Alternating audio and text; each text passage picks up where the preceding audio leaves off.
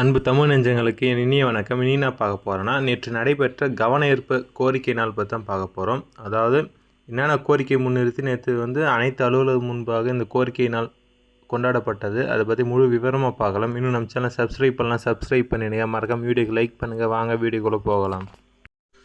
நேற்று அனைத்து மின்வாரிய அலுவலகத்திற்கு முன்பாக தமிழக அரசையும் மின் வாரியத்தையும் கேட்டுள்ளனர். அதாவது கவன ஈர்ப்பு கோரிக்கை நாள். அதாவது மின் வாரியத்தை பல கம்பெனிகளாக பிரிக்க வேண்டாம் எனவும் 60,000க்கும் மேற்பட்ட காலி பணியிடங்களை உடனடியாக நிரப்பிட வேண்டும் எனவும் ஜியோ 100 படி ஏற்படுத்தப்பட்ட ஒப்பந்தத்தை மறுபரிசீலனை செய்து அரசு உத்தரவாதத்துடன் கூடிய ஒப்பந்தத்தை ஏற்படுத்த வேண்டும் எனவும் 2019க்கு பின் பணியில் சேர்ந்தவர்களுக்கு 6% ஊதிய உயர்வு வழங்க வேண்டும் எனவும் கணக்கு பிரிவு, நிர்வாக பிரிவு, கணக்கீட்டு பிரிவு, களப்பிரிவு மற்றும் பொறியாளர்கள் உட்பட அனைவருக்கும் பதவி உயர்வை உடனடியாக வழங்க வேண்டும் எனவும் வேலைப்பளு ஒப்பந்த பணியிடங்களை ஒழிக்க வேண்டும் எனவும் 2023 முதல் வழங்க வேண்டிய ஊதிய உயர்வு மற்றும் வேலைப்பளு பேச்சுவார்த்தையை உடனடியாக துவங்க வேண்டும் எனவும் மின் வாரியத்தில் காலியாக உள்ள களப்பிரிவு பணியிடங்களை ஒப்பந்த தொழிலாளர்களை கொண்டு நிரப்பிட வேண்டும் எனவும் காலமுறை ஊதியம் பெறும்